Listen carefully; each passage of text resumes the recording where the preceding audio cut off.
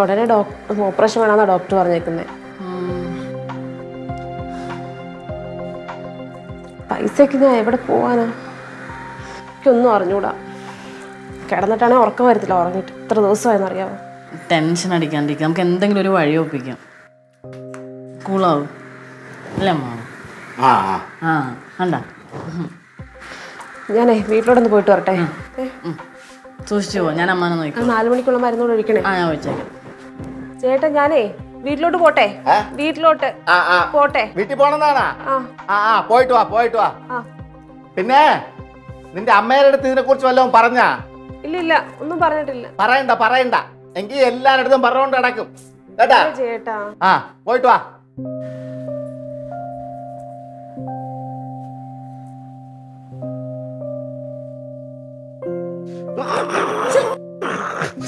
എന്താ കാണിക്കുന്നേ?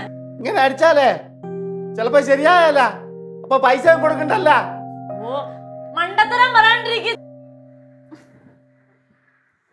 നമ്മളെ പോലെ പാവങ്ങൾക്ക് ഇങ്ങനെയുള്ള അസുഖമൊന്നും വരാൻ പാടില്ല. എങ്കിൽ വച്ച് അനുഭവിക്കാനേ പറ്റൂ. എന്തോ അമ്മാവാ? സത്യം അമ്മാവാ. അത് മാറും അമ്മാവാ.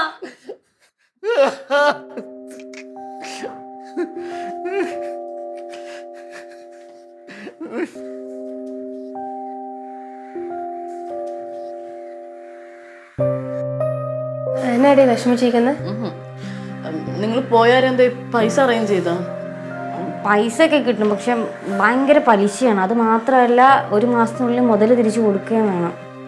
1 മാസം കൊണ്ട് 2 ലക്ഷമൊക്കെ നമ്മൾ ഇങ്ങനെ തിരിച്ചു കൊടുക്കൂടി? അതെന്തായാലും നടക്കില്ലടി. ഇപ്പൊ അടുത്ത പരിപാടി എന്താ? ചാരു, നീ ദേഷ്യപ്പെടത്തില്ലെങ്കിൽ ഞാൻ ഒരു കാര്യം പറയാം. ഞങ്ങൾ വരുന്ന വഴിക്ക് ആ ലൂക്കോസിനെ കണ്ടായിരുന്നു. എക്സിന്റെ ഓഫർ ഇപ്പോഴും ഉണ്ടെന്നാണ് അയാൾ പറയുന്നത്. നമ്മളെങ്ങനെ അത് ഓഫർ സ്വീകരിക്കുന്നത്? അയാൾ ഇനി തരുന്ന അടുത്ത ടാസ്ക് എന്താന്ന് പോലും നമുക്കറിയില്ല. അത് അയാളോട് തന്നെ ചോദിച്ചാൽ പോരെ എന്താന്ന്. ഒരു അമ്മാവന് ഈ ഗതി വന്നത് അയാൾ കാരണം, അത് മറക്കരുത്. എടി അതാ ഞാനും ആലോചിക്കുന്നത്. നമുക്ക് കടിച്ച പാമ്പിനെ കൊണ്ട് വിഷം ഇറക്കിച്ചാലോ? എന്നുവെച്ചാ അതായത് അവരുടെ കയ്യിൽ നിന്ന് തന്നെ ക്യാഷ് മേടിച്ചിട്ട് അമ്മാന്റെ സ്ഥലത്ത് നടത്തുക, ഓപ്പറേഷൻ നടത്തുക. ഞാനും ആലോചിച്ചിട്ട് ആ ഒരു വഴിയെ കാണുന്നുള്ളൂ ചാരു.